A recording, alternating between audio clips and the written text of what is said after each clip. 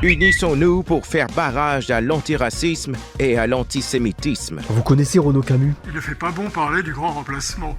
Si, c'est le mec qui a inventé le concept là. Grand remplacement. Remplacement organisé de notre population. Ce fameux grand remplacement. Le grand remplacement, voilà. Alors, Renaud Camus, c'est ce qu'on appelle en sciences sociales un raciste. Race, race. Dans leur race, selon leur race, les qualités de notre race. On vous dit non, on ne peut plus parler de race à cause des camps de la mort, de la Shoah et tout ça. Tout ça, ouais, bon effectivement, ça fait un peu nazi. Mais Renaud Camus, il est pas nazi les gars, parce que, en plus de lutter contre l'antiracisme, il a un autre combat dans la vie, la lutte contre l'antisémitisme. Halte à l'antiracisme et à l'antisémitisme. Antiracisme et antisémitisme. Même combat. Pourtant, le grand remplacement, on dirait vraiment une théorie antisémite, une petite élite qui complote pour détruire les nations, des masses de submersion migratoire, ça c'est ce qu'on dit sur les juifs en 1942. En 1808, il y avait en France 46 663 juifs et 29 millions de Français. La proportion des juifs était donc de 0,1%. En 1942, il y a en France 1 200 000 juifs et 42 millions de Français. La population juive en France est donc augmentée en 134 ans, dont la proportion de 2453%, tandis que dans le même laps de temps, la population française n'augmentait que de 44%. Si aucune mesure n'était prise pour arrêter cette invasion, en 2042, on compterait en France 10 à 15 millions de juifs pour 20 à 25 millions de Français seulement. Ça ressemble à une histoire classiquement antisémite, sauf que cette fois, il y a bizarrement pas de juifs. C'est un complot antisémite, sans antisémitisme, sans judéophobie. Et alors, vous savez, sur le fascisme, Pasolini citait la phrase « Le fascisme peut revenir sur la scène à condition qu'il s'appelle antifascisme ». Depuis, l'Italie est dirigée par une femme, Giorgia Meloni, qui était fasciste, en tout cas mussolinienne dans sa jeunesse, mais... Je n'ai jamais eu de sympathie ou de proximité vis-à-vis des régimes antidémocratiques. Pour aucun régime, fascisme compris. En fait, en Europe, plus aucun mouvement descendant de son fascisme national ne se revendique fasciste. Parce que c'est la honte, voilà quoi. Il y en a même qui accusent les antifascistes d'être des fascistes, ce qui rend la phrase vraie, mais pour eux. Et peut-être que l'antisémitisme, c'est pareil. C'est tellement marqué que l'antisémitisme ne pourrait revenir sur la scène qu'à condition qu'il s'appelle la lutte contre l'antisémitisme. Et c'est comme ça que Renaud Camus obtiendrait un alibi. Mais non, c'est pas un nazi, parce qu'il est pas antisémite, il est pour les juifs. Donc, ça fait respectable. En condamnant l'antisémitisme, on peut réécrire le même livre en changeant le nom. Hop, d'un personnage, on passe du juif au musulman, et la France enjuivée devient la France islamisée, les judéo-bolcheviques, les islamo-gauchistes, et les sociétés secrètes du complot juif, des sociétés secrètes du complot musulman. La vieille grammaire antisémite qui imprégnait la société est toujours là, mais passée à la machine, lavée de sa judéophobie par calcul un peu hypocrite qui permet de faire revenir le même logiciel en ayant changé une variable. Bon voilà. Et nous vivons le nouvel antisémitisme, un néo-antisémitisme non judéophobe mais contre les sémites arabes, voilà. Et alors là voilà, on peut arrêter la vidéo, voilà, c'est wokiste. Regardez comment ils sont vicieux, ces fachos. Ils y croient même pas à leur truc. Et on va pas se faire avoir, espèce d'antisémite. Allez shalom, abonne-toi fils d'arfé. Sauf que ça ne marche pas comme conclusion. En tout cas, c'est un petit peu trop facile. Ça manque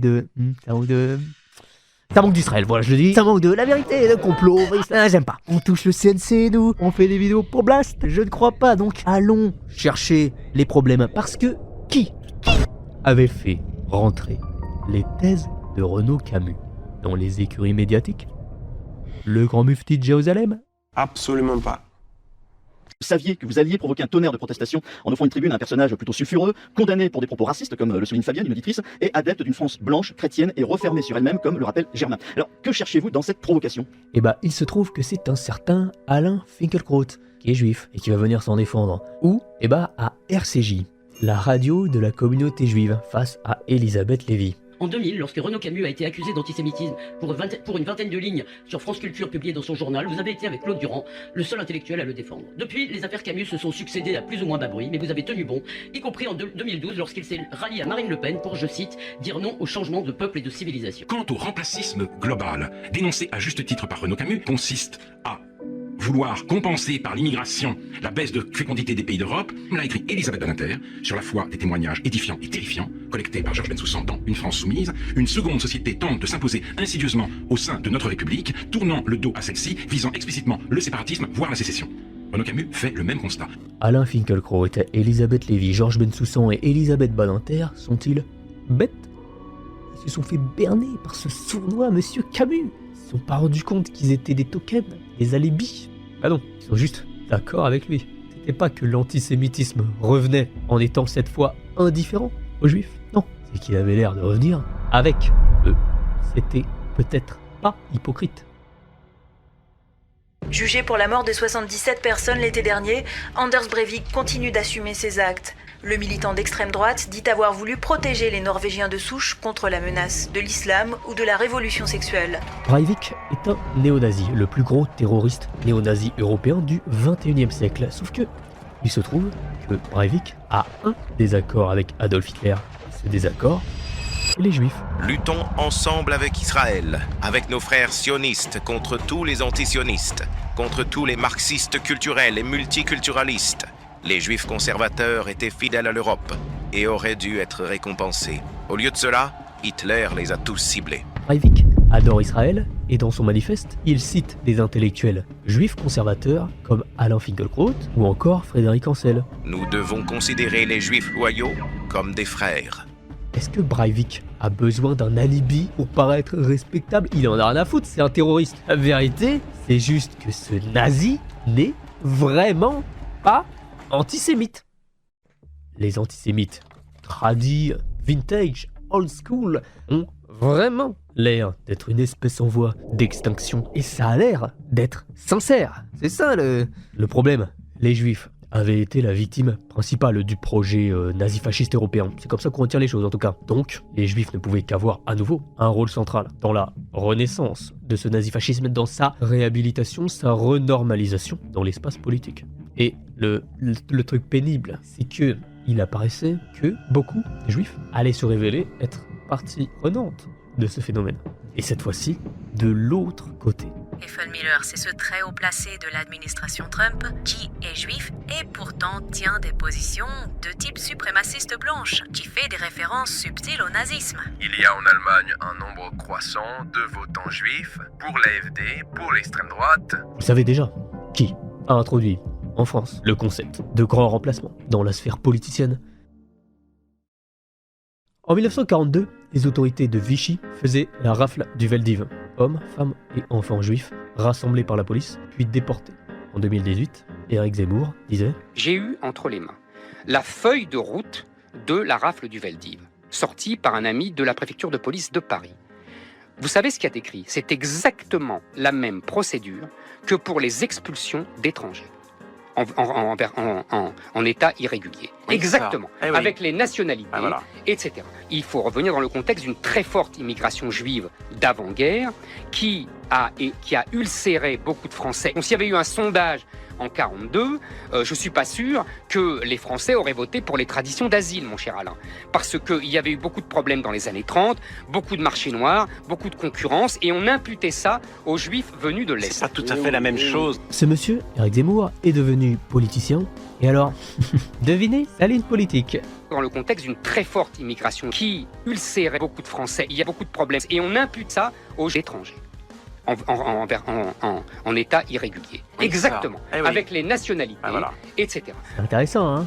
Et donc, le programme, c'est quoi? La rafle du Veldiv. C'est exactement la même procédure que pour les expulsions d'étrangers.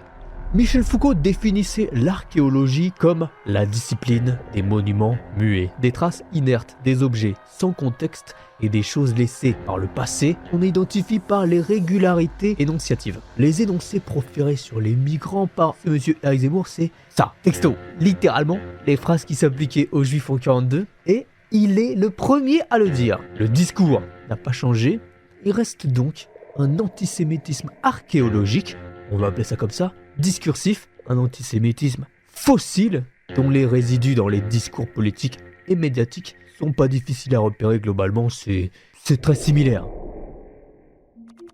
Évidemment, pour un fossile, l'antisémitisme avait quand même l'air en forme, si je puis dire. Des agressions, des injures, des meurtres, il avait quand même l'air bien vivant là, il bouge bien, et on remarquait que les mentions du mot antisémitisme dans les médias explosaient à partir de 2023, à partir de la guerre à Gaza. C'est ce que dit le ministre de l'Intérieur devant l'association du CRIF, Conseil représentatif des institutions juives de France, l'organisation cadre de la communauté juive en France. Et vous avez remarqué que l'antisémitisme est un racisme pas comme les autres, dans le sens qu'il connecte explicitement la politique nationale avec la politique internationale. Cette vague puissante, chacun connaît l'onde qui l'a réveillée. C'est le 7 octobre. Il faisait beau en Israël ce jour-là. Ce qui est marrant aussi, c'est que c'est pas nouveau qu'un ministre vienne défendre Israël devant le CRIF. On a du mal à entendre les leçons de morale de certains qu'on entend bien au chaud expliquer à la société israélienne qu'ils surréagissent. Vraiment pas. Et ce qui est sûr aussi, c'est que côté des manifestations dites pro-palestiniennes, les guillemets, je vois que j'ai eu beaucoup de foudre de mes opposants en les interdisant. Chacun s'en souvient, dans des conditions que d'autres gouvernements n'avaient pas fait. Vraiment pas nouveau. Il y a la haine d'Israël, il y a l'antisémitisme et il y a l'antisionisme, c'est-à-dire tout simplement le synonyme de l'antisémitisme et de la haine d'Israël. En 2015, le président du CRIF était invité chez un cousin états-unien, l'AIPAC. President of the CRIF, the umbrella organization for the Jewish community of France. Manuel Valls. He said, and I think that it reflects not only the Jewish attitude, but the Jewish, thought of everybody who thinks, objectively thinks, anti-Zionism is anti-Semitism. Le CRIF donne parmi ses missions principales le fait de manifester sa solidarité et son attachement envers l'État d'Israël. C'est dit explicitement. Parmi ses missions principales, il y a donc le fait de militer pour rendre explicite son lien avec un État étranger. En fait, le CRIF, comme disent Serge Alimi et Pierre Rimbert dans le monde diplomatique, c'est une étoile de la galaxie du lobby pro-Israël en France. Et ce qui est marrant, c'est que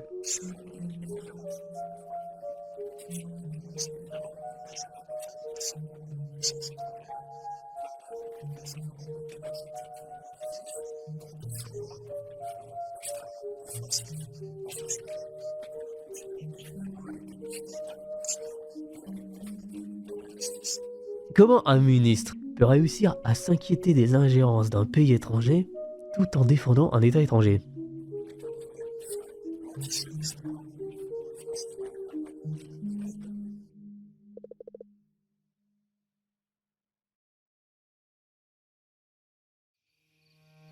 Ainsi, l'hebdomadaire Le Point expose presque chaque semaine en couverture un nouveau complot islamo-gauchiste, des nids d'espions russes, d'influenceurs algériens, chinois ou qataris. Gageons qu'il s'intéressera au lobby népalais, péruvien ou monégasque avant d'enquêter sur celui d'Israël. Le 26 juin dernier, le magazine a dénoncé à la une les réseaux des mollahs en France. Comment ils manipulent journalistes, chercheurs et politiques. La République islamique d'Iran, avertissait-il, a infiltré presque toutes les strates du monde médiatique, politique et universitaire français.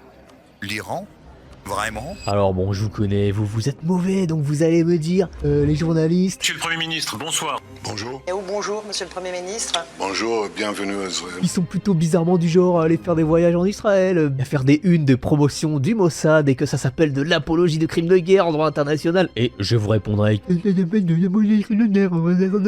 Arrêtez d'être ambigu comme ça. Mais comme vous êtes de mauvaise foi, vous continuerez en disant les chercheurs dans les universités. C'est marrant parce que ça supprime surtout des conférences sur la Palestine et des colloques sur la Palestine au Collège de France. Donc niveau pression, faudrait peut-être regarder ailleurs. Et vu que vous êtes franchement, mais c'est une indécence. Vous allez conclure en disant ouais, alors en fait, niveau politique, si on regarde les voyages payés à l'invitation d'un tiers que font les députés français, ce sont des données publiques et que tout le monde peut vérifier, bah y a absolument aucun voyage en Iran et je vous répondrai, ce n'est pas le sujet. Puis en plus, au numéro 1, voilà, ça doit encore être Comores ou le Gabon, je suis sûr.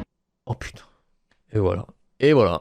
Qatar, top 4. Eh bah ouais, bah comme par hasard, Sidi Zirwan, ils sont pas Lorsqu'il s'agit de rechercher des lobbies au service d'une puissance étrangère, la cécité volontaire du Point se retrouve en effet ailleurs. Le Figaro Magazine a récemment dénoncé 2 parlementaires, l'un agent présumé de l'Algérie, l'autre du Hamas. Insoumis tous les deux, bien entendu. Marianne s'inquiète également d'une France sous influence. On se rassure, là aussi, il ne s'agit toujours pas d'Israël, mais du Qatar. Marianne est occupée, ok? Elle enquête sur l'Algérie, ou encore l'Algérie, ou encore l'immigration, ou encore l'immigration, ou encore la France. Raciste. Stop à l'hystérie, sérieux, parlons plutôt des islamistes, et puis encore des islamistes de gauche. Cette gauche à côté de la plaque. Alors qu'à droite, est en train de s'unir à l'extrême droite. Enfin, l'alliance arrive. C'est quand même marrant quoi, de voir des médias toujours obsédés par les ingérences étrangères, par les complots et les minorités. Mais il y a un sujet, voilà vraiment, il laisse rien passer, et un journal conservateur comme Le Point, qui aurait pu être banalement antisémite, est devenu au contraire très attentif aux Juifs et à Israël. Non, je ne suis pas en train de dire, concentrez-vous sur le vrai complot là, c'est eux qui sont en train de s'infiltrer. Non, c'est normal de ne pas relever ces choses-là pour Israël, puisque c'est un pays qui est classé comme non hostile à la France, où il y a des gouvernements qui sont partenaires, comme pour les États-Unis. C'est juste que cette utilisation permanente et constante de la rhétorique complotiste, infiltratrice, tout en réussissant à ne pas le faire sur les Juifs à aucun moment, quasiment aucun dérapage. Ça ne peut pas être une stratégie consciente, alibi pour réintroduire un antisémitisme fossile. Ça ne peut que être une conviction sincère. Et c'est ça qui questionne. Ils ont vraiment l'air d'être tombés amoureux d'Israël et de pas faire semblant. L'insensibilité envers les Palestiniens montre que c'est enraciné. Alors vient la première question.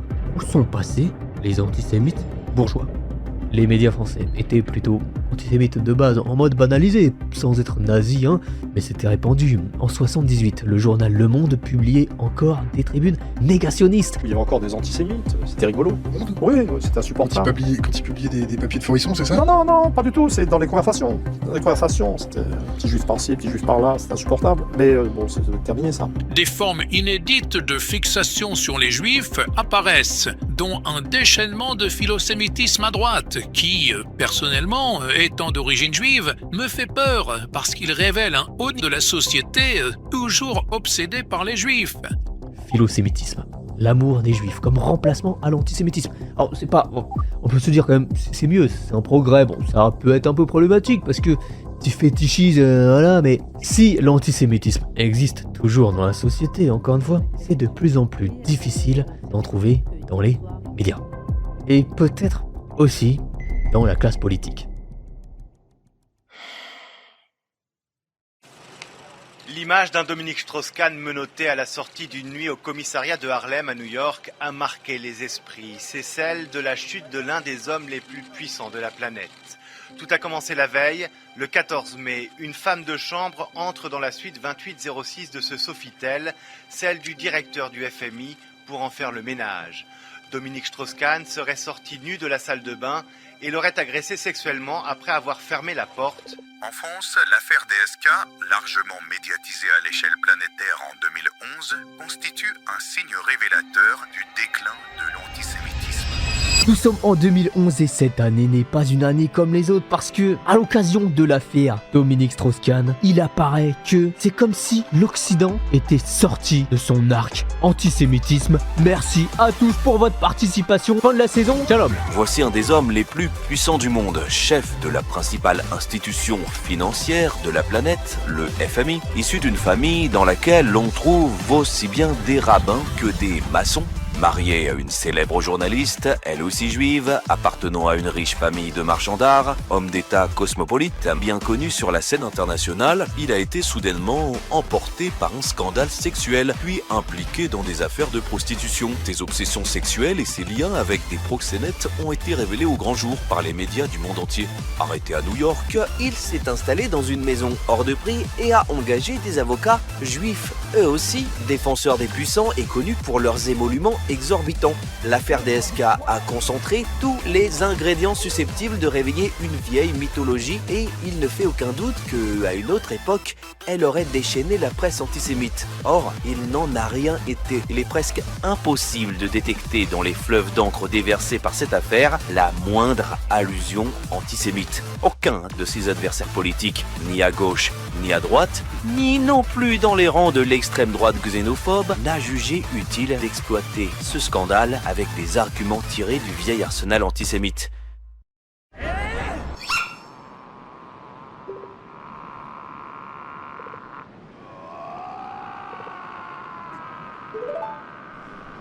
Et vous savez, au début de l'affaire, l'historien Eric Alterman avait dit « C'est le rêve d'un antisémite et le cauchemar nerveux d'un juif. » Mais finalement, tout s'est bien passé. Alors, c'était il y a près de 15 ans, depuis... Il y en a eu un autre. C'est l'affaire Epstein, du nom de ceux financiers de l'affaire Epstein. Jeffrey Epstein. Ce milliardaire américain inculpé pour exploitation sexuelle de mineurs. Le cauchemar de l'anti-complotisme. Un richissime d'affaires, juif du monde de la finance, ayant fait fortune de par Les Wexner, milliardaire juif, et tourne pour une affaire de réseau de détournement d'enfants, en lien avec sa compagne Ghislaine Maxwell, dont le père est un mania des médias de confession, hein, dont la mère est une historienne de la Shoah. Monsieur qui sera défendu par l'avocat Alan Dershowitz, toujours la même confession, qui a été l'avocat d'autres grands milliardaires de la même confession, comme Harvey Weinstein, qui a été l'avocat de Jonathan Pollard, condamné pour avoir été un espion pour le compte d'Israël. Et alors que le nom de Ehud Barak, ex-premier ministre d'Israël, est cité par une des victimes, Virginia Giuffre, les pédophiles, la putain, ça a l'air la dose de pas d'amalgame qu'il va falloir sortir. Jeffrey a le droit de se détendre. Bon, il y en a eu qui ont été un petit peu antisémites sur cette affaire. Il y a toujours des excités sur internet, mais ils étaient déjà excités avant, ces gens. Et ils vont se retrouver sans aucun débouché politique, parce que c'est ça le point, hein, c'est que politiquement ça ne va rien donner, enfin plutôt pas ce qui était prévu. En tout cas, la classe médiatique et la très grande majorité de la classe politique avait l'air déconstruite sur ce sujet-là. Apparemment. Alan Dershowitz conclura en disant de Virginia Giuffre que... Et c'est peut-être vrai, c'est un homme d'une grande probité, Alan Dershowitz, il lancerait pas des accusations au hasard. Et de toute manière que celui qui n'a jamais été accusé de sévices sexuels par Virginia Giuffre est retrouvé suicidé dans des circonstances mystérieuses alors que les communications déclassifiées ont établi de manière avérée que la relation entre Jeffrey Epstein et Ehud Barak en Israël a obtenu des contrats sur la vente de services de sécurité sensibles en Mongolie et en Côte d'Ivoire selon les premières révélations, lui jette la première pierre. Hein? Jeter des pierres? Vous aimez bien faire ça dans vos pays là, mais ça c'est encore autre chose. Déclassifieriez-vous les dossiers Epstein? Oui, je le ferai, je crois. Je pense que moins, parce que, vous savez, on ne veut pas affecter la vie des gens s'il y a des choses fausses, car il y a beaucoup de bidons dans tout ce milieu. Et là, certains vont me dire, où est-ce que tu vas avec ces musiques inquiétantes? Mais c'est important de développer, parce que, vous savez, à côté de l'antisémitisme bon teint, bourgeois, médias, il y avait l'autre antisémitisme, l'antisémitisme sale, l'antisémitisme conspirationniste. Et il faut comprendre pourquoi il a dysfonctionné alors que on lui servait sur un plateau d'argent un scénario dont il aurait rêvé. Il s'agit de remplacer une classe politique défaillante et profondément corrompue par un nouveau gouvernement contrôlé par vous, le peuple américain. L'establishment de Washington ainsi que les grandes entreprises financières et médiatiques qui le soutiennent n'existent que pour une seule raison, se protéger et s'enrichir. Trump avait surfé sur ce conspirationnisme à l'imaginaire antisémite. Il avait joué de cette puissance hypnotique pour suggestionner les masses. Il aurait dû être content, mais regardez l'affaire Epstein. Il est à moins 39 points sur ce dossier. Son approbation nette est de 39 points négatifs. What did Jeffrey Epstein mean when he said you knew about the girls? If the Epstein case is a hoax, why are you calling for more investigations?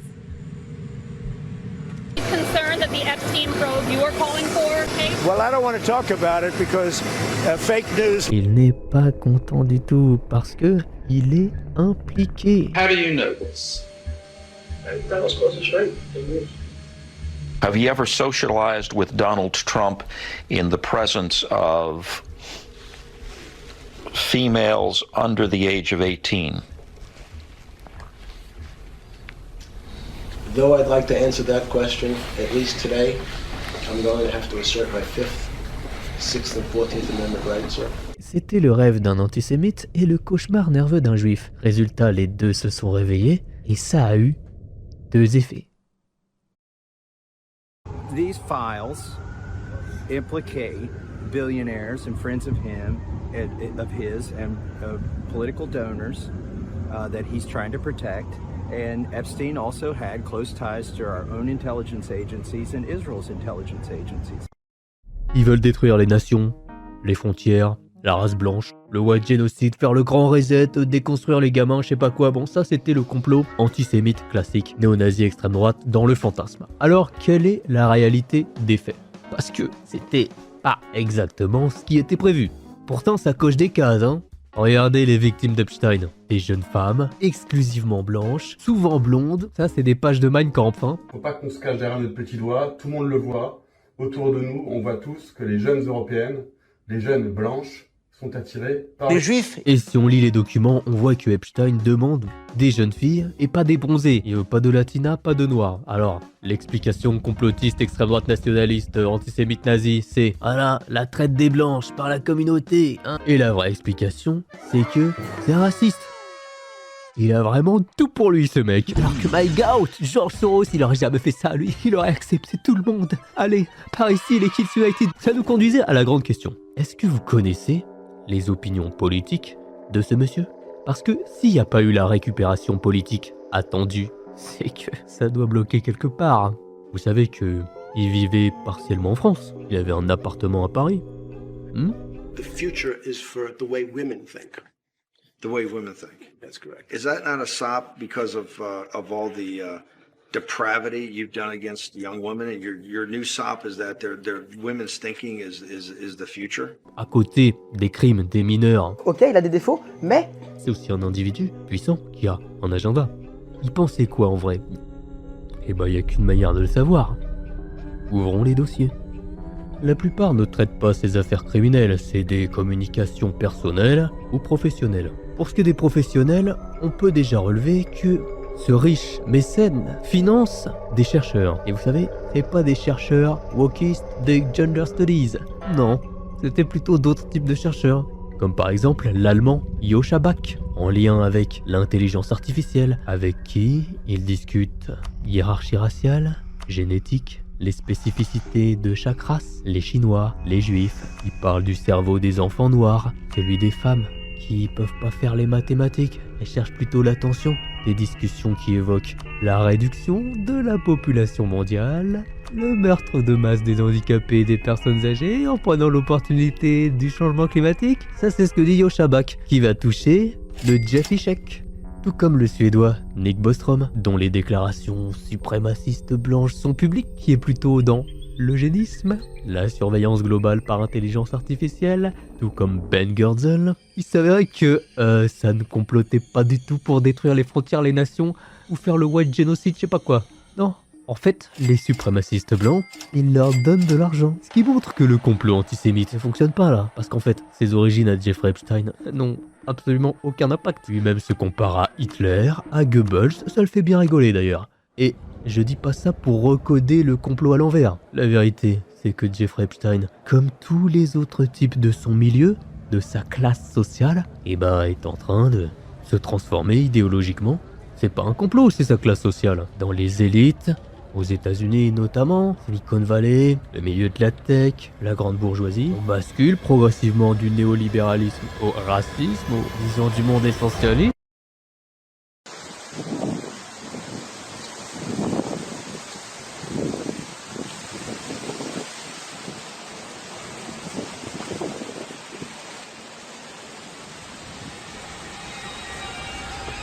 Bannon.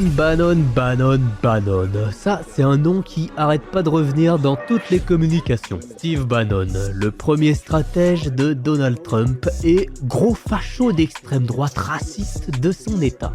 Salvini, Orban, Le Pen ne veulent pas détruire l'Union européenne, ils veulent la réformer. Avec Bannon, Jeffrey discute politique et aussi stratégie.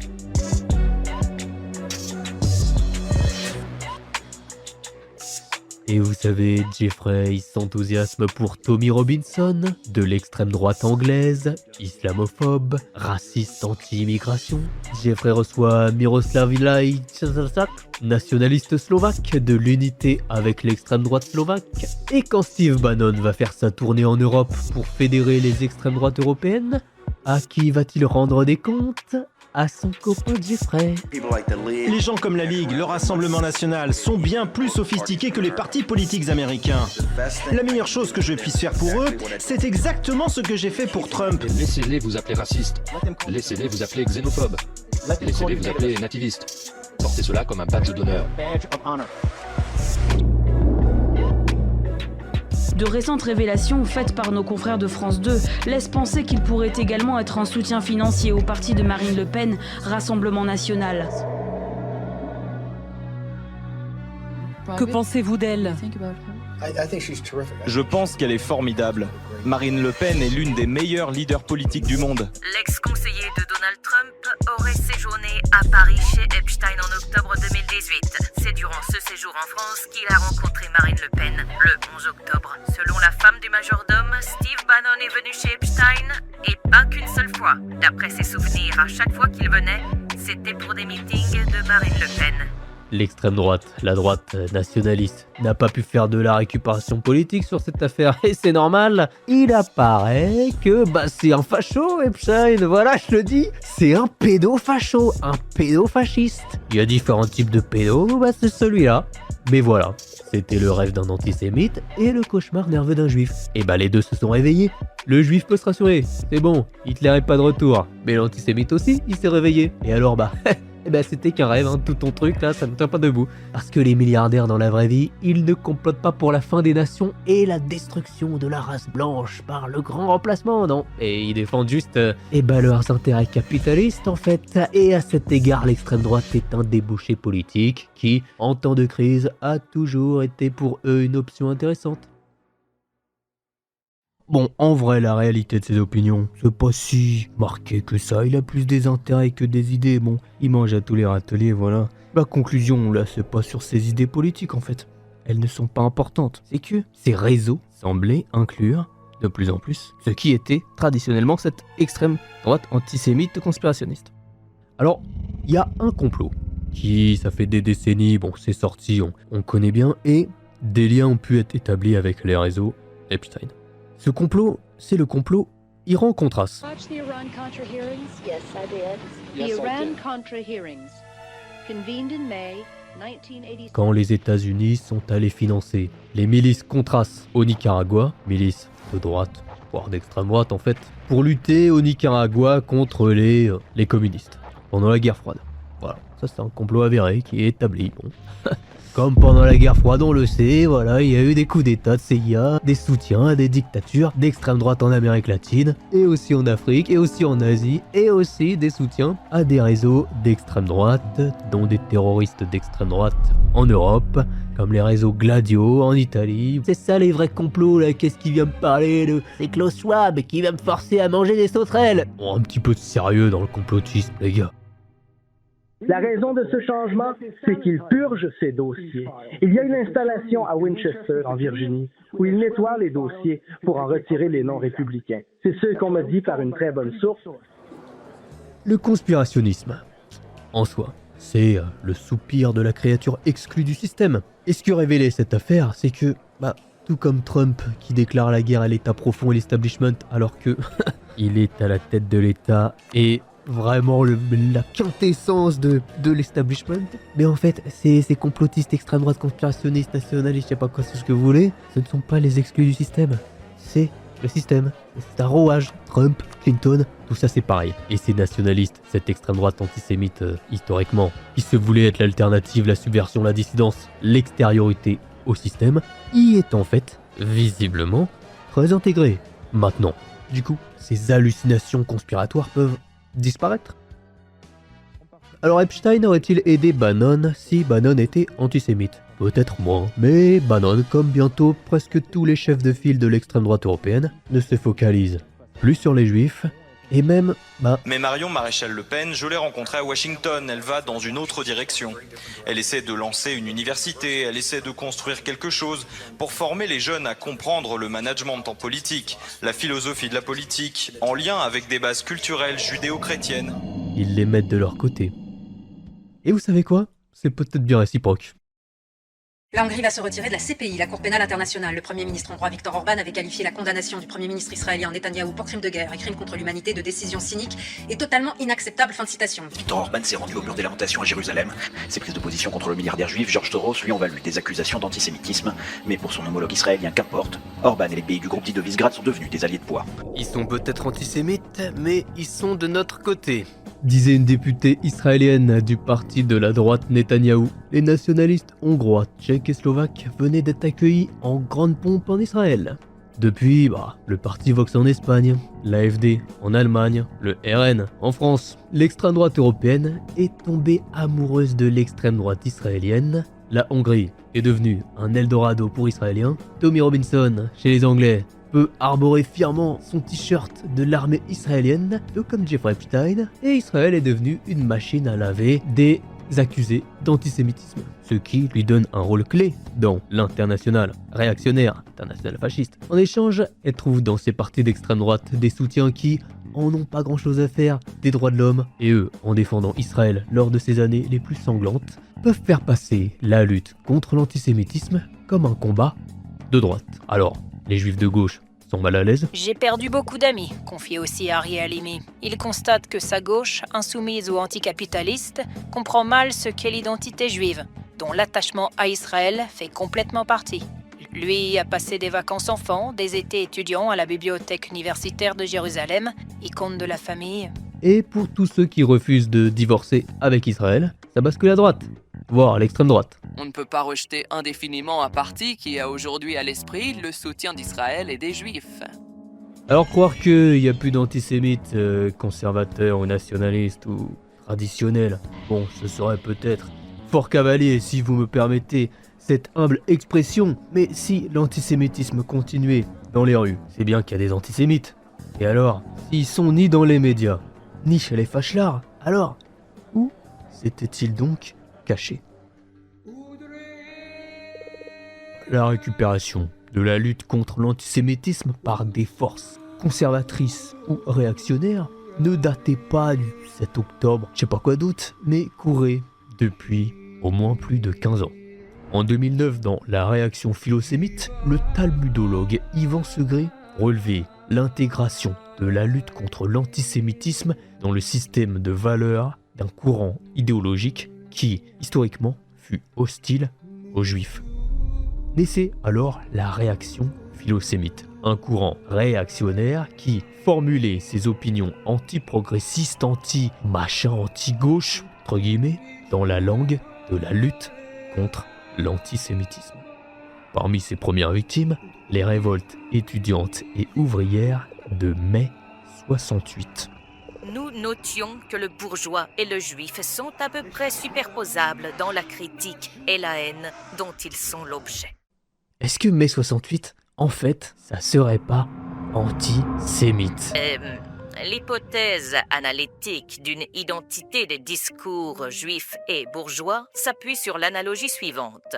La contestation étudiante du discours bourgeois, qui caractérise mai 68, trouverait son expression originaire dans la contestation évangélique du discours juif et se traduirait analytiquement par la contestation du père comme discours de la loi.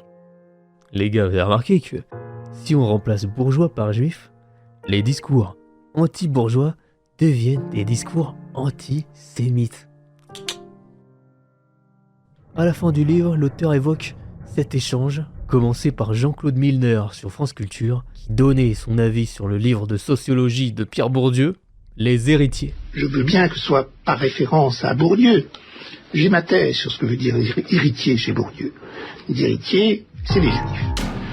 Ah, vous croyez? Je crois que c'est un individu antisémite. Ah bon, oh là là. Mais... Oh là là. Écoutez, comme vous l'avez dit très brutalement, et peut-être faudra-t-il consacrer une autre émission à cette question, question-là. Je laisse de côté ce point. 17 ans plus tard, Jean-Claude Milner est toujours aux aguets. Taxer les riches. Oui, certes. Mais aussitôt, je me dis, on peut en faire la majeure d'un syllogisme. Taxer les riches, or les juifs sont riches. Donc, taxer les juifs. Mort aux massacreurs. Oui, mais les juifs sont des massacreurs. Donc, mort aux juifs.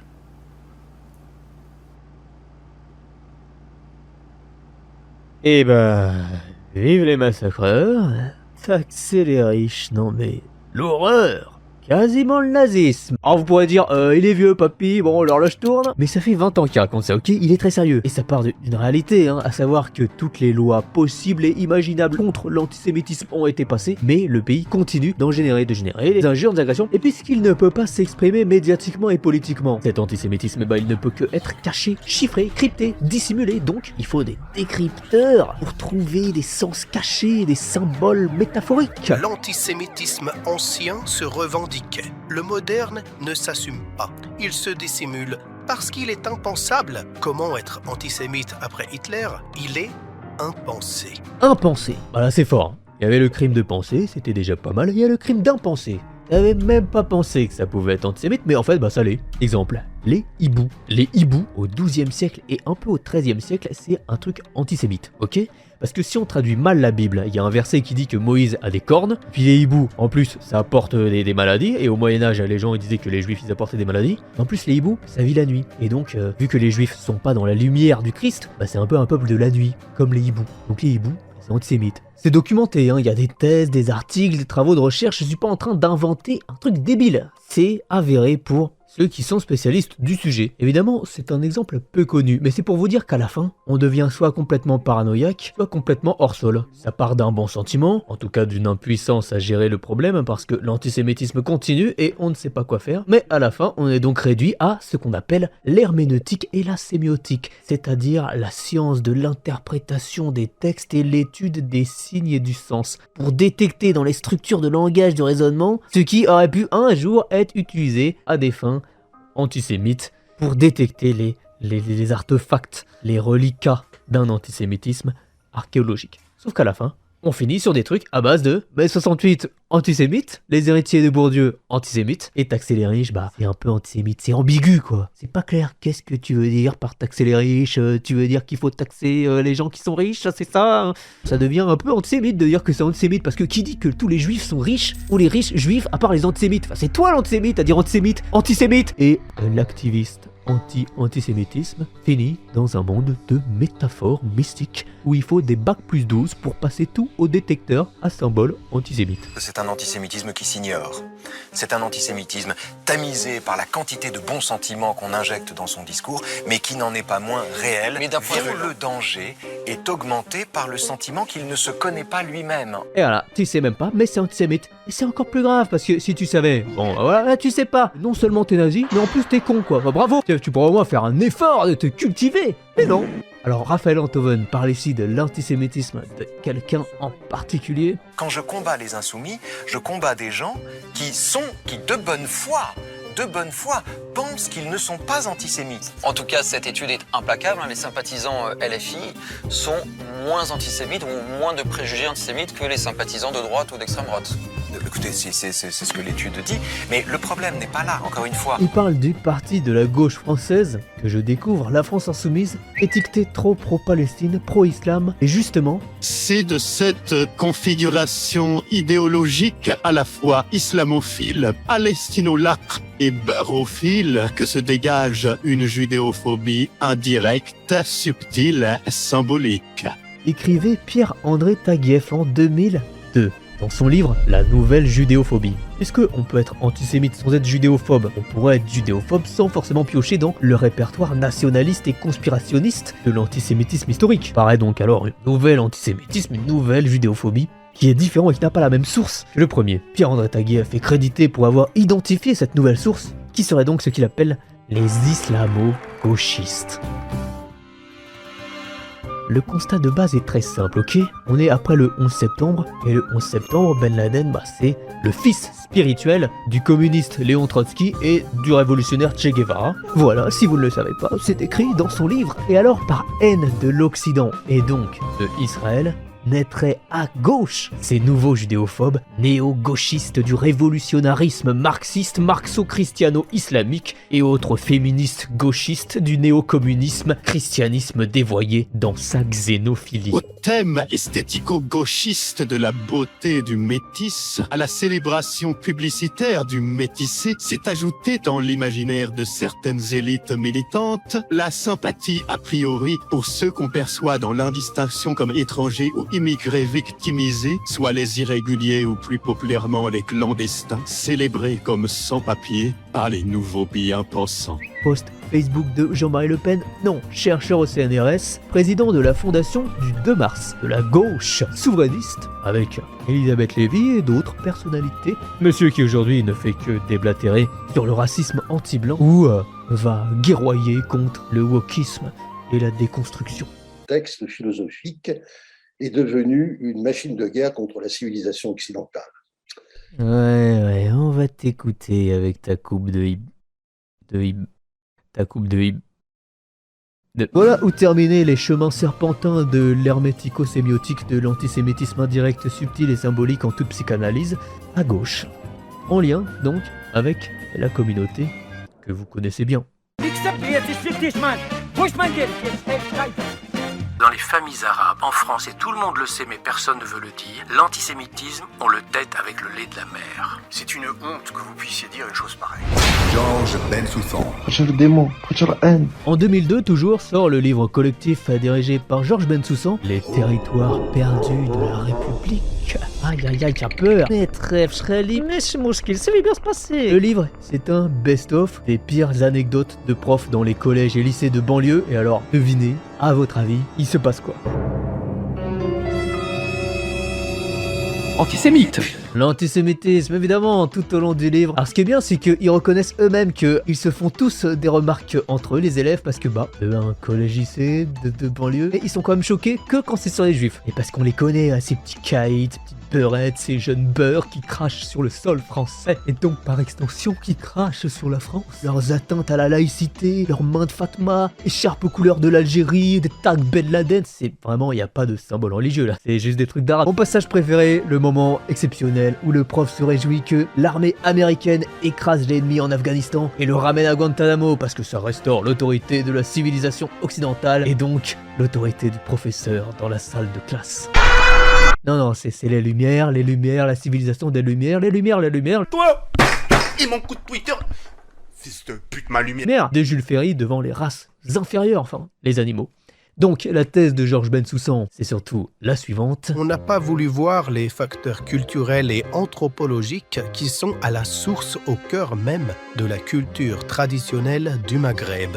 Voilà, donc c'est anthropologique chez eux, avec le nez aquilin, les cheveux 3A et l'agressivité, il y a des régularités statistiques. Ça, c'est comme ça. C'est ce que relève Monsieur Bensoussan, qui fait des livres pour rappeler d'à quel point c'était terrible la situation des juifs dans les pays arabes. C'était tellement mieux du côté des pays qui ont fait la Shoah, on suppose. Il y a un très grand nombre d'études qui n'ont cessé de paraître depuis une trentaine d'années là-dessus, et qui toutes vont dans le même sens. Oui, aujourd'hui les préjugés antisémites sont extrêmement lourds, massifs, dans les rangs de l'immigration arabo-musulmane, et ce qui est plus grave, dans les rangs de la jeunesse d'origine arabo-musulmane qui est française. Chez les moins de 35 ans, chez les plus âgés de plus de 60-65 ans, les préjugés sont moins tenaces. Et ça, c'est vrai, c'est réel, sauf que, du coup, si les Chibani néo-bled ont moins de préjugés que les jeunes francisés qui sont plus éloignés de la culture de base, c'est que cette culture de base n'est peut-être pas le problème, parce qu'après tout, il y a une tradition historique, culturelle, anthropologique peut-être, y-t-il de l'antisémitisme chez les occidentaux. Question, c'est de savoir pourquoi elle ne serait pas activée ou moins activée que chez les autres. Mais vous aurez compris de toute manière que ces analyses ne sont là que pour servir un agenda politique. La lutte contre l'antisémitisme est devenue un outil de propagande, un moyen employé par les médias et les partis racistes pour discréditer les minorités noires et arabes en prétendant que l'antisémitisme est un prérequis dans la religion musulmane. En fait, si les auteurs du livre s'étaient décentrés 2 secondes de la France pour regarder les États-Unis par exemple, ils constateraient que les préjugés sur les juifs sont cette fois-ci beaucoup plus importants chez les noirs et les latinos, les minorités en général et même les asiatiques pour les quelques études qui les mentionnent. Alors, je ne vois pas trop à titre personnel ce que l'islam ou l'anthropologie maghrébine viendrait faire là-dedans, à enquêter quand même, mais ce qui a l'air de se dégager c'est que c'est peut-être autre chose et notamment la jalousie. Si on peut s'en prendre impunément ou presque aux Noirs, aux Arabes, aux musulmans, en un mot aux subalternes, il est quasiment impossible de toucher à un seul cheveu des Juifs ou de toucher à Israël, sans être immédiatement taxé d'antisémitisme.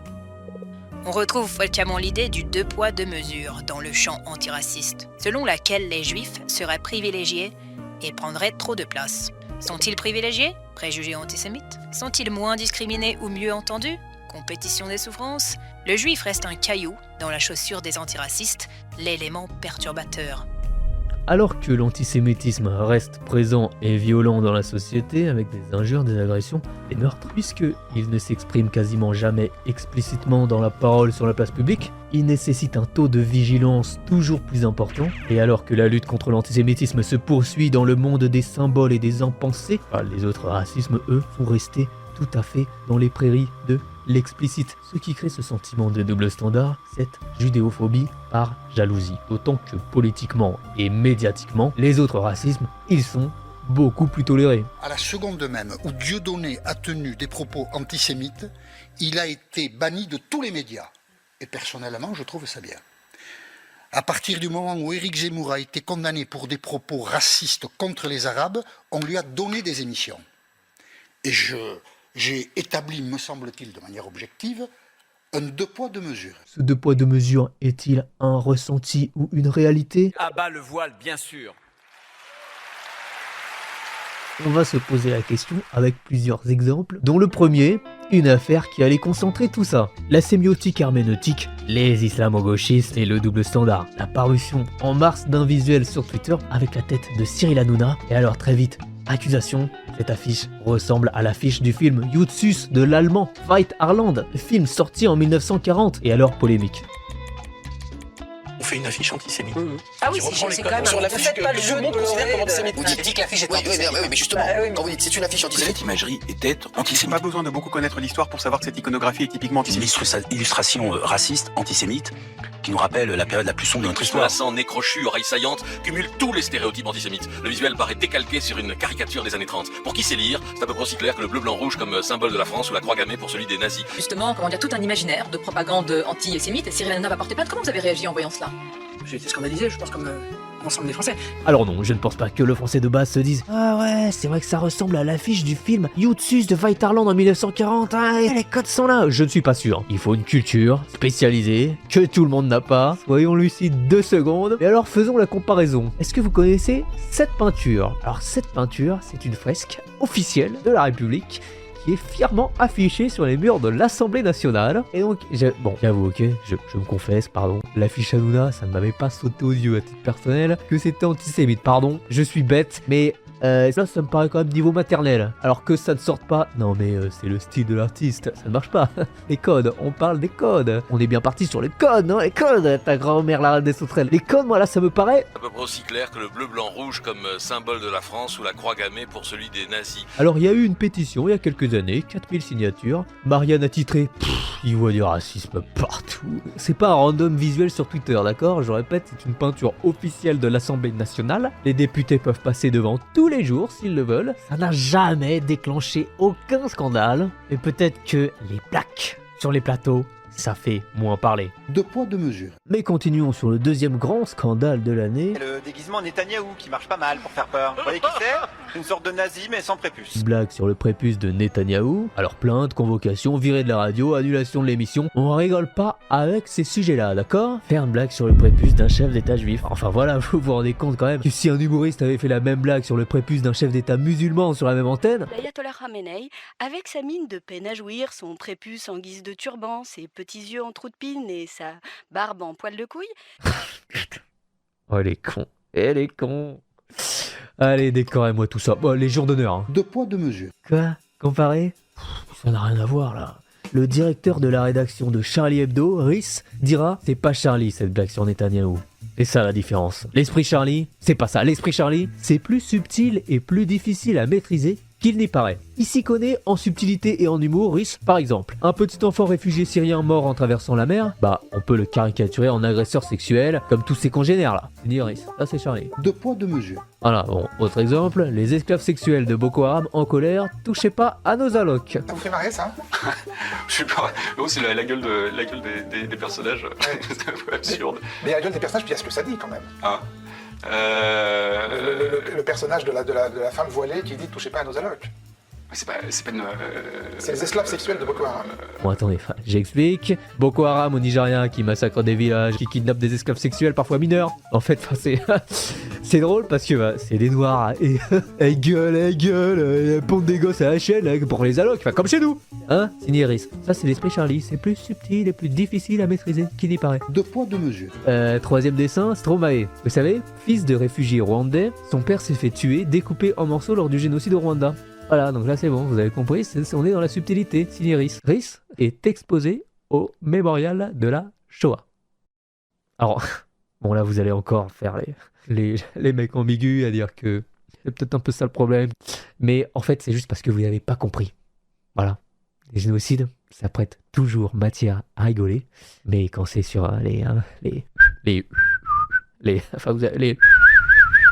je vais pas dire le mot. L'incident du prépuce nous ouvre des abîmes de réflexion sur la relativité du rire tolérable selon les cibles, les époques et les supports. Quelle image se font de Charlie Hebdo, les trentenaires de gauche antiracistes qui l'ont découvert dans les années Val, un torchon belliqueux au sujet duquel le débat principal consiste à savoir si son islamophobie est plus bête que haineuse ou l'inverse. De ce point de vue-là, rien ne distingue le dessin de Rhys d'un dessin de valeurs actuelles. C'est dur de dessiner comme les racistes.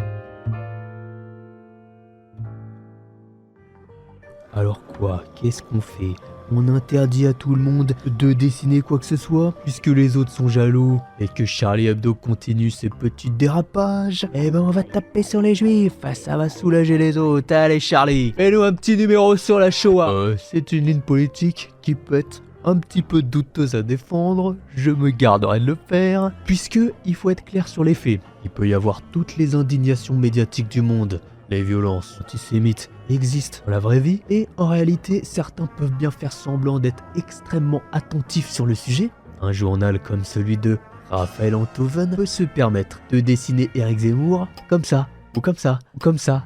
Et alors là, non mais... Rictus menaçant, nez crochu, oreilles saillantes, cumule tous les stéréotypes antisémites. Le visuel paraît décalqué sur une caricature des années 30. Les codes sont là, hein. Et ce qui m'inquiète beaucoup, moi, à titre personnel, vous savez, c'est que, c'est un antisémitisme qui s'ignore. C'est un antisémitisme dont le danger est augmenté par le sentiment qu'il ne se connaît pas lui-même. En fait, les mecs, ils sont pas au point du tout. La survigilance, machin, je sais pas quoi. Et je vais pas dire que c'est du cinéma juste pour éteindre ses adversaires politiques, mais en tout cas...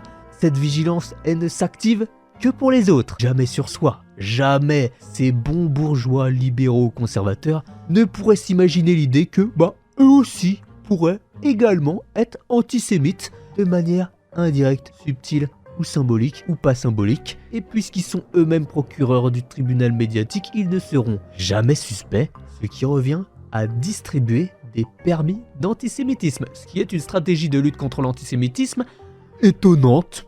Si ça consiste à juste mettre sur pied un antisémitisme autorisé. La seule et unique conclusion de toute cette affaire, c'était que tous les racismes étant finalement connectés, on ne parviendrait pas à en faire disparaître un sans faire disparaître les autres, et donc il fallait voir les choses de manière globale, et donc un antiracisme total. Et le problème, c'est que la situation politique n'allait pas le permettre.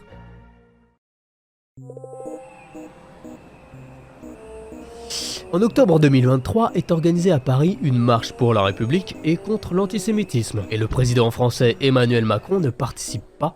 Georges Bensoussan explique pourquoi. Et Emmanuel Macron n'est pas venu. Et ce qui est intéressant de savoir, c'est pourquoi il n'est pas venu. Il n'est pas venu parce qu'il prend conseil auprès de l'humoriste qu'on connaît, Benalla, qui doit lui dire sans doute que du côté des banlieues et du côté des banlieues islamisées, ça serait très mal vu finalement. Alors je vais passer sur les banlieues sont 1 islamisées, 2 Macron on a quelque chose à faire apparemment, et 3 ils ne votent pas pour toi si tu vas à cette marche. Vraiment ils sont tellement antisémites, ils ont aucune autre préoccupation dans la vie. On va préciser quand même que c'est pas Benalla l'humoriste, c'est Bellatar. Il s'agirait de ne pas confondre les Arabes, monsieur Finkielkraut. Pardon. J'ai du mal avec les hommes cisgenres qui ont été accusés de incitation à la haine raciale. Le point c'est surtout que, en fait, en secret, Macron serait sous contrôle d'un jeu d'influence communautaire islamique. Voilà le problème. Le secrétaire général de l'Élysée et principal conseiller d'Emmanuel Macron, à ce moment-là, il se trouve que c'est un certain Alexis Kohler. Et Alexis Kohler, il est pas frère musulman. Encore que. Et vous captez le truc. Le conspirationnisme communautaire de Monsieur Bensoussan en appelle un autre. Macron contrôlé par les Arabes? Oh mais qui va empêcher de dire l'inverse, de dire toi-même dans le miroir du conspirationnisme autorisé, le conspirationnisme antisémite. Et paf, engrenage. La vérité, Emmanuel Macron, il est grand, hein. Il prend ses décisions tout seul, et s'il va pas en manif, c'est pour pas se faire choper. Mais voilà, à convoquer tous les jours l'imaginaire complotiste, nationaliste, infiltrateur. Les médias, politiciens et intellectuels alimentent un climat qui ne peut que produire de l'antisémitisme parce que c'est le même raisonnement, c'est le même discours. Un discours qui dégouline tous les jours sur la population, de laquelle pourra à tout moment partir. De l'antisémitisme, un antisémitisme grandissant qui ne pourra que grossir dans un environnement où il est oxygéné en permanence par un conspirationnisme d'atmosphère autorisé, banalisé, diffusé à grande écoute. C'est de l'antisémitisme boomerang. Tu lances du conspirationnisme islamophobe, du complotisme nationalisme, tu récupères de l'antisémitisme en pleine tête. Racisme global, système total. Pour sortir du cercle vicieux, il aurait fallu enterrer tous les fossiles du discours antisémite archéologique. Mais finalement, les problèmes n'avaient pas vraiment changé par rapport aux années 30. Ils restaient les mêmes, alors les discours restaient les mêmes, et les effets resteraient les mêmes, et on se retrouvait à être prisonniers. Tous les morts français, juifs qui ont été assassinés ces 15 dernières années l'ont été par des mains musulmanes. Je n'y peux rien, Manuel Valls l'a dit. Moi-même, je l'ai dit au micro de France Culture, ça m'a valu un procès qui a duré 4 ans. Vous imaginez quelqu'un qui parlerait de mains juives pour parler de ce que fait Israël à Gaza, indépendamment de la stat? Oui, je suis pas persuadé qu'il y ait beaucoup de bouddhistes dans l'armée israélienne, mais de là à généraliser sur cette base, ce serait antisémite, numéro 1, et numéro 2, ce serait un choix politique. Mais c'est effectivement le choix de Monsieur Bensoussan dans toute la thèse. Tout le travail consiste à faire de la communauté musulmane, de la communauté maghrébine, un problème anthropologique. Le type est historien de l'antisémitisme. Oh, il a bien révisé. Il applique. C'est un archéologue. Mais répondons sur le fond, parce que ça se trouve, c'est vrai ce qu'il dit. Sur les dizaines d'agresseurs interpellés en 2001 pour des faits d'antisémitisme, 2 seulement appartenaient à une mouvance d'extrême droite. Les partis d'extrême droite semblent s'être calmés sous la question. Visiblement, les groupuscules d'extrême droite, d'ultra droite aussi, ils ne ciblent plus autant les juifs qu'auparavant. Alors, le canal historique a-t-il disparu? Le chancelier allemand, dans un discours il y a quelques mois, disait « Nous avons importé l'antisémitisme de par les migrants ces 10 dernières années. » Ah bon, dire que l'antisémitisme en Allemagne est un produit d'importation? Semblerait qu'il y a quand même une petite filière locale. Mais vous savez, moi les statistiques allemandes, j'adore ça. Donc, je suis allé voir, peut-être que c'est vrai ce qu'il dit. En 2022, les violences antisémites étaient donc le fait de la droite à plus de 82%, étrangers 2,5%, religieux 1,4% et la gauche un minable 0,3%. Elle est toujours là pour décevoir. Mais c'est en 2023, l'année du tournant, que ça devrait avoir changé. L'antisémitisme en 2023 fait un x2, droite top 1, plus de 58%, étrangers 23%, religieux 10%, gauche 0,77%. L'année suivante en 2024, 44% pour la droite, étrangers 10%, gauche 8%, religieux 3,8%. Il y a clairement un changement, sauf que bon, observation numéro 1, la classique droite, extrême droite, a pas du tout disparu, elle reste majoritaire, donc de là à croire que le travail est terminé, non, il y a toujours un chantier. Ok, il faudra prêter attention. Monsieur le chancelier lui-même, son père était dans la Wehrmacht et son grand-père au parti nazi, donc il y a peut-être des artefacts dans le grenier. Après, faut voir ce qu'on comptabilise comme un acte antisémite, parce que bon, l'Allemagne, bon voilà, le couscous c'est déjà un peu antisémite, un tiers des personnes licenciées, interdites de parole ou boycottées pour antisémitisme sont elles-mêmes juives. Parce que, en fait, un slogan pro-Palestine peut suffire à se faire comptabiliser comme antisémite. Donc, effectivement, l'interprétation sur les chiffres, ça a des limites. L'objectif du discours, de toute manière, vous aurez compris, ce n'est pas de lutter contre l'antisémitisme, c'est de se laver les mains en montrant le migrant. C'est ce que fera aussi J.D. Vance, le vice-président des États-Unis, passant sous silence les manifestations néo-nazis et terroristes suprémacistes blancs antisémites de son camp à lui. Alors en France, il n'y a pas les statistiques allemandes ou états-uniennes, donc pour savoir exactement la proportion de nanani, on ne sait pas. Alors on peut prendre les affaires des meurtres antisémites qui ont été médiatisés pour les mettre en parallèle avec certains attentats, qui est un procédé qui peut être discutable, hein. Mais la vérité c'est que on n'en sait rien de quelle confession étaient les mains ou je sais pas quoi, parce que on n'a pas de chiffres. La généralisation faite par Georges Bensoussan sert surtout d'argument politique, son interprétation des faits étant politique, lui servant à conclure qu'il faut voter Rassemblement National, en indiquant que, même si ce parti a été fondé par des nazis, Waffen-SS, c'est pas le sujet. Je répète, nous ne sommes pas naïfs, nous savons qu'au RN, il y a beaucoup de préjugés antisémites, mais ce ne sont pas les mêmes types de préjugés antisémites. Et puis, les communautés, et c'est pas uniquement une communauté, c'est aussi une société juive, c'est comme les États, ça a des intérêts, ça n'a pas d'amis. Voilà, donc ça s'appelle du communautarisme assumé, celui-là. Et donc, en la matière, ici, il s'agit de savoir quels sont les ennemis communs. Ouais. C'est qui ? À la parution des Territoires perdus de la République en octobre 2002, avait répandu un long silence, médiatique mais aussi politique, venu d'une partie de la gauche dont nous tous étions issus. Quelques mois plus tard, ce fut un premier paradoxe que de voir un gouvernement de droite nous recevoir et faire en sorte, en novembre 2003, de nous faire auditionner quant à la question de l'interdiction ou non du port du foulard islamique à l'école. Au moment où le débat sur la laïcité s'engage à travers les auditions de 2 commissions parlementaires avec le principe d'adopter ou non une loi interdisant le voile à l'école. Caractère ostentatoire du voile. J'ai fait le professeur en bas, En 2004 est votée la loi interdisant le port du voile à l'école, qui n'allait régler aucune question puisqu'elle allait au contraire en poser de nouvelles et encore de nouvelles. Projet de circulaire d'application, il porte notamment sur les bandanas, mais vous allez le voir, là non plus, rien n'est simple. Une circulaire pourrait durcir cette loi en interdisant aux mères voilées toute participation aux sorties scolaires. Manuel Valls est aussi très ferme concernant le port du voile. Il se dit favorable à son interdiction à l'université.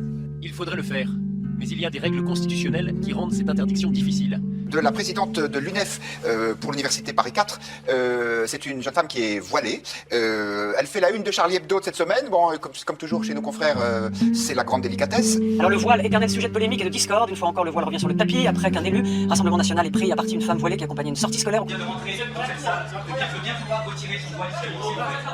Des députés se sont levés et ont quitté une commission à l'Assemblée nationale en cause la présence d'une syndicaliste, porte-parole de l'UNEF, le syndicat étudiant. Elle s'appelle Mariam Pouchtou, elle portait le hijab et elle a donc suscité une polémique en venant voilée hier à l'Assemblée nationale. Mais non, il n'y a rien à voir entre le burkini, rien à voir avec tout ce qui pourrait être islamiste. Qui vote pour? Il est adopté. Au départ, passé inaperçu, la campagne cofinancée par l'Union européenne s'est même invitée sur les bancs du Sénat français. Les tweets publiés par le Conseil de l'Europe n'ont rien à voir avec le principe d'application de laïcité en France. Après, le ministère de l'Éducation considère aussi comme un signe religieux à interdire l'abaya. Effectivement, la priorité, c'est de donner du sens, c'est d'apaiser.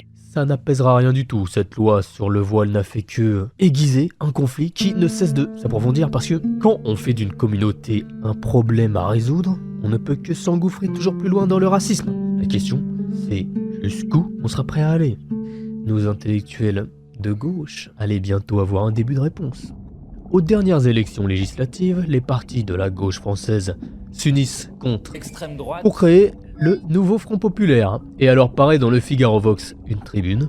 Le nouveau Front Populaire constitue la première menace pour les Français juifs. Parmi ses multiples signataires, en premier dans l'entête, Georges Bensoussan et Pierre-André Taguieff. Gauche des Lumières, gauche souverainiste, en fait, gauche suprémaciste, suprémaciste occidental, ont compris jusqu'où ils étaient prêts à aller. Alors ils évoquent les flux migratoires, n'est-ce pas, l'islamisme. Ils ont fait leur choix, tout comme Richard Prasquier, l'ancien président du CRIF, ils voteront extrême droite. S'il avait été dit il y a encore quelques années à la communauté juive que ce genre de tribune de barrage à la gauche votait extrême droite finirait par être publié, visiblement, ça aurait beaucoup choqué. Mais ça n'a finalement pas été un si grand tremblement de terre parce que ça fait déjà quelques années que la communauté juive a basculé à droite. Les sociologues l'ont relevé pour le CRIF. Oui, c'est une organisation bien à droite, surtout depuis la seconde intifada en Palestine et la disparition de la gauche en Israël. C'est effectivement Palestine, Palestine, Israël, Israël qu'on retrouve tout au long de la tribune Taguieff Bensoussan. Alors pour contrebalancer les pro-Israël, les sionistes de droite du CRIF, il y avait bien eu une tentative de faire un réseau de sionistes de gauche qui s'appelait J-Call, créé en 2010. Parmi ses signataires, on retrouvait Georges Bensoussan ou Alain Finkielkraut.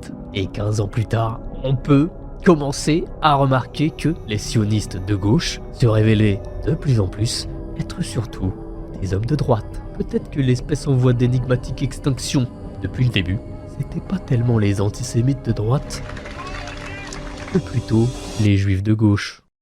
Un nouveau réactionnaire, c'est quelqu'un qui ressemble à un ancien réactionnaire, mais il est nouveau parce que avant, lui n'était pas réactionnaire. Ouais. Il était souvent même progressiste, homme d'utopie, d'invention, et puis brusquement, il pense que c'est vers le passé et pas vers l'avenir qu'il faut se tourner pour trouver les solutions. Il n'aime pas l'immigration, surtout c'est l'immigration musulmane, ça c'est un peu quand même une fixation chez les nouveaux réactionnaires qui souvent ont été au contraire des amis, des immigrés, des partisans comme ça. Et alors, de toute façon, bon, tous ceux-là, tous ceux qui pensent pas comme nous, tous ceux qui sont pas dans notre ligne, tous ceux qui n'ont pas dans cette direction-là, bien pensante, politiquement correcte, là, tous des réacs qui sont en train de devenir fachos, tous. En 2002, toujours, Daniel Lindenberg parle de l'apparition d'un courant intellectuel néo-réactionnaire à base d'intellectuels et militants de gauche basculant soudainement vers la droite. Au cœur de ce phénomène, on retrouvait notamment les juifs. Les juifs qui visiblement semblent être beaucoup plus concernés que les autres, pour une raison mystérieuse. Aux États-Unis, depuis un petit moment, un nouveau courant était aussi apparu, le néoconservatisme, dont les premiers écrits avaient été publiés par le mensuel juif Commentary de l'American Jewish Committee. Alors, il y a toujours eu des juifs de droite, ça n'a rien de nouveau, et il y a une diversité dans cette communauté parce qu'il y a des individus. J'espère que cette vidéo l'a quand même assez sous-entendu, mais d'un point de vue collectif, quelque chose a changé. Si la première moitié du XXe siècle a été l'âge de Franz Kafka, Sigmund Freud, Walter Benjamin, Rosa Luxembourg et Léon Trotsky, la seconde a plutôt été celle de Raymond Aron, Léo Strauss, Henry Kissinger et Ariel Sharon. Les juifs qui votent à gauche, par exemple, restent nombreux, tant en Europe qu'aux États-Unis. Mais ce choix, qui tient souvent à une tradition, à une culture héritée, n'est pas surdéterminé par la position particulière qu'ils occupent dans le contexte social et politique. En revanche, c'est lorsqu'ils ne votent pas comme de simples électeurs américains, français ou italiens, mais tout d'abord en tant que juifs, qu'ils donnent plutôt leur préférence aux forces politiques de la droite. C'est presque parfois comme si la communauté la plus à droite du pays était les juifs. Et là, vraiment, c'est à rien comprendre parce que les juifs avaient été pendant longtemps quasiment la communauté la plus à gauche. Qu'est-ce qui s'est passé ? En 2025, Guillaume Erner racontait dans son livre l'histoire de sa famille communiste qui appartenait à cette catégorie répandue des judéo-bolcheviks. Dans chaque cellule du parti communiste, il y avait un minyan, autrement dit au moins 10 juifs mâles. La réunion du parti, c'était Yom Kippour sans le jeûne. Les grands noms étaient Léon Trotsky, Rosa Luxembourg ou Emma Goldman, accompagnés de milliers d'anonymes. Moi, je me suis détaché progressivement du stalinisme, mais mes grands-parents ne s'en sont pas détachés et considéraient que Gorbatchev était un traître. Mon père votait communiste, étaient des gens très à gauche pour qui l'identité juive était associée à l'identité de gauche. Il rappelle cette blague sur la Ligue communiste révolutionnaire. Pourquoi la LCR ne fait pas ses congrès en yiddish ? Parce que Ben Saïd est séfarade.